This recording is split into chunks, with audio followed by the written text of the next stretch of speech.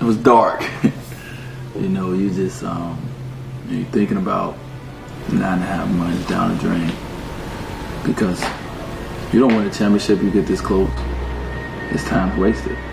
So you're sitting there, you know, you're down 4 with one of their best players going to the free throw line, like 28 seconds left, and you see them start bringing out the yellow cord, and you're seeing the San Antonio fans pop their shirts. You're hearing behind you the bench celebrating because you've been in that moment before. You know how it feels. You know that celebration, and it just sucks. And then he misses one.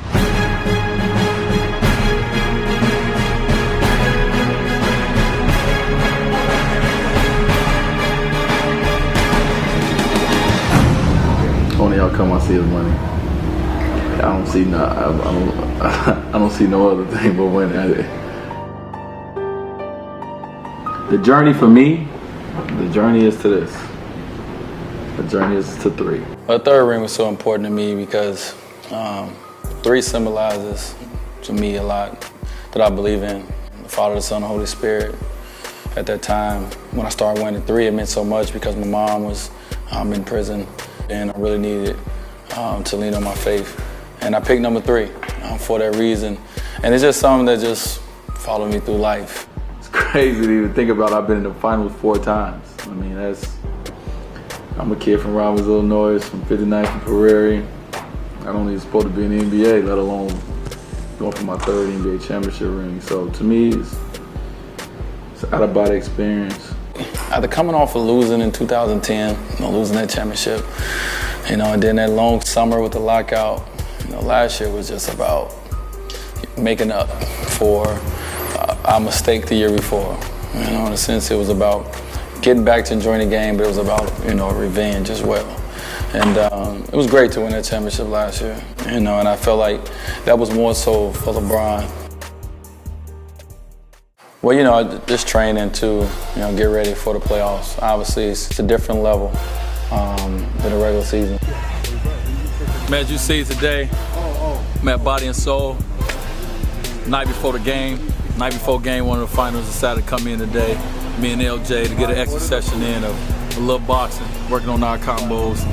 But we came here to work out and to get that intensity going, get that focus going, and for we to understand ourselves that, listen, we got some more rounds to go, and we're not satisfied with where we at right now. I need 3. I need 3. You got to turn it up a notch. I gave more. But I had to make sure that my body was still intact. And I turned it up a notch. Easy, go. Got a lot of good work in, a lot of good core in.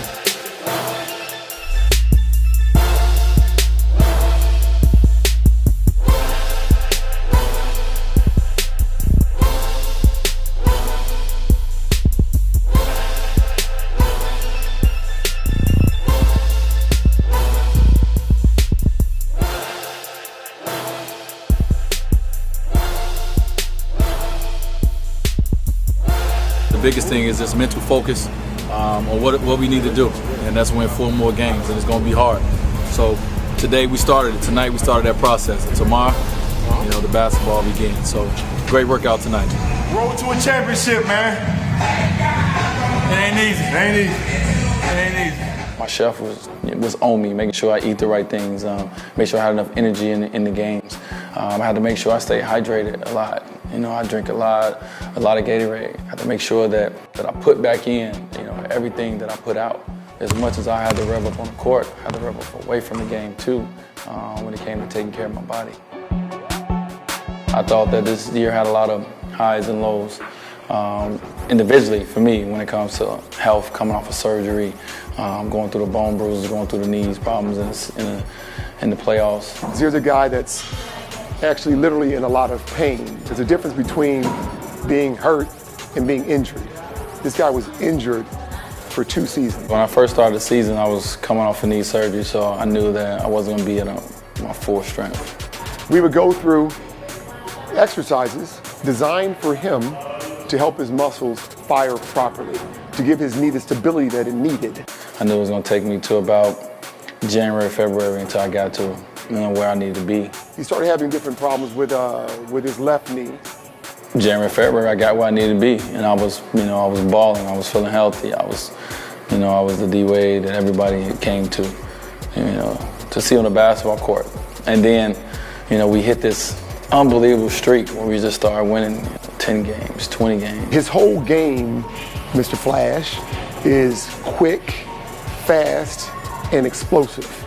And all those variables put a lot of pressure and force on the knee joint.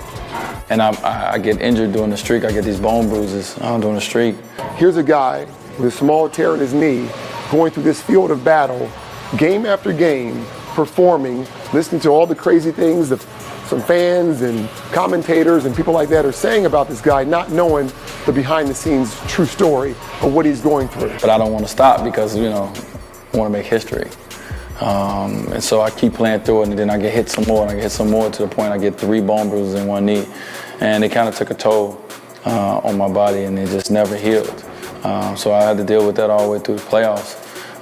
Until game 6 where I got hit in my surgery knee and it swole up. He felt himself starting to break down up to game 6. That's when he gave me a call and asked me, yo, dude, I need you. And now I'm dealing with 2 bad knees, I guess, going into game 7. We had to do what it would take to maintain that leg strength throughout that whole series.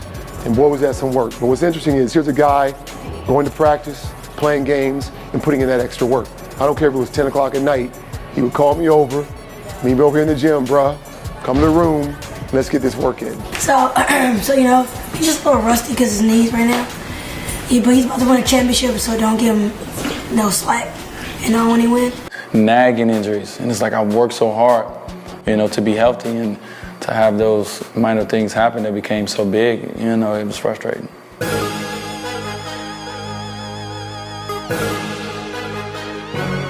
Well, your teammates get to see you and what you go through, and I think, when your teammates see you go through certain injuries and, how much you're in the training room and how much you got to get, what you got to do to get prepared for a game, they're appreciative of you giving your maximum effort. And for what he did tonight in the 4th quarter, being forgotten by everyone except us, to come in with 2 Euro steps and get a tip dunk and also get a key offense rebound and knock it off of Bulls to give us extra possession. That's what players do. So, but I go on and on about how great he is. I really don't care for the trash talk that he receives. I think they said about me. A lot of people like, oh, he ain't got it no more. He ain't this, he ain't that. I know I will. Anybody who want to pick up a basketball and meet me at the gym, you can do that. But what I have to do for my team is different. It's a different game. It's a different Dwyane, and it's not easy. Sometimes I want to yell and scream. Sometimes I want to shoot every shot. Sometimes I want to be selfish. But it's not who I am inside. I'm not a selfish individual. And I do understand that I play a team sport, and it's about team success, because at the end of the day, if I average 40 points a game in this series and we lost, it'll suck. If I average what I'm averaging now, we win the championship, I'm not going to care. No one cares. My teammates is great, and that's why we're able to be successful. That's why we're able to come back into game 6 the way we have, because we believe in each other, and we're such a close-knit group. Took something from us. We got to go get it back tonight, from the beginning, all right? We got this saying that I started saying, and I got it from the movie Red Tails. I stand in the middle, and I say, nothing's difficult. And my team shout back, everything's a challenge. Through adversity. To the last second. To the last minute. We fight. We fight. We fight. We fight. We fight. We fight. We fight. Let's go.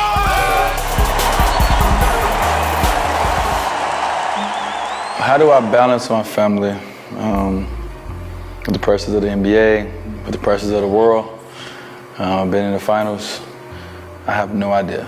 So what I think about Dr. J is he's a very passionate player. I love his dunk moves, I just like his game. If he get average with Dr. J average. Man, get off the camera, man. Best player in the league. I don't know. It's nothing to really show me how to do it. You just gotta do what you feel is right. And me so? Yeah. Tell about me selfish. We read. Dude, yo, what are you doing? What are y'all doing? All right, come on, get a finish. Go ahead. My family understands the moment and the time, and they give me a certain amount of space, but they also need a certain amount of love. People was playing truth or dare. You was playing truth or dare. You was playing truth or dare. I got in it after. I bet you did get it. What was your dare? Yeah, exactly. That's all you want. If you don't want to know the truth, you want to know the dare. No, it was to hug a lot of people, a lot of girls. I did. What? I did hug a lot of girls. I dare you to hug her. With the bathing suit on, like this. Oh, you wet, boy. I don't want them to get me too smushy either. I need to be focused. I need to be tough. You didn't answer my text. You didn't answer my text. Yeah, right. You told him over you. You sent me a picture of you and said swaggy. What am I to answer? It's a fine line. I think the family needs more credit than me, you know, with their sacrifice. You know, my kids' sacrifice is second to none. You know, when my lady's in town, she's not working, you know, her sacrifice is, you know, unbelievable. Anything else you guys want to know about? Those are just my questions that I had going into Game 7. Only way I'm able to make it work is because of the people I have around me, you know, is able to assist me.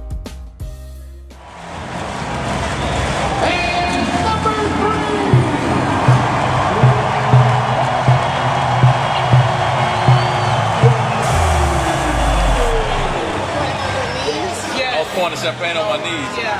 So he's like, how your knees feel now? I was like, you know what?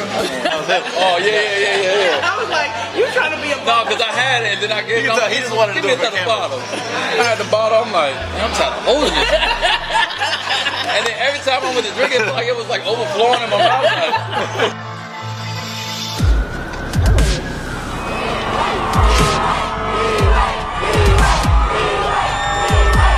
I'm on my third ride.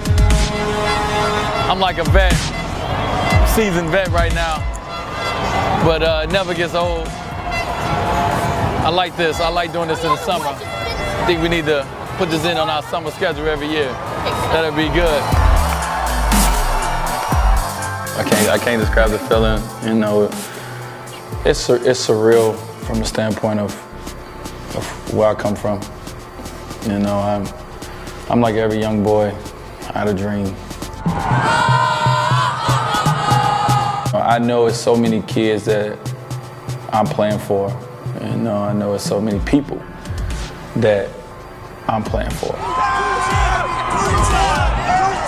I just was the one that was lucky enough to make it. And it hasn't been easy, but at the end of the day, we're winners. We want to be champions. We'll do whatever it takes. I don't know what's next, but what's next is gonna be special.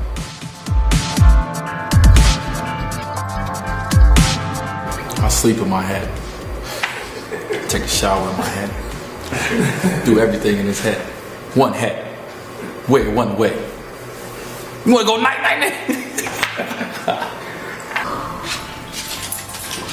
Speaking of you, Charles Barkley. Especially you. Charles Barkley. All that trash from ESPN. Who's TNT. Who's Charles Barkley? Anyway, he's a good girl. Y'all good? Can I finish now? Go on, let Mr. Junior go on. Do the rest of the thing. Bye-bye. Are you leaving? Now. Yes, sir.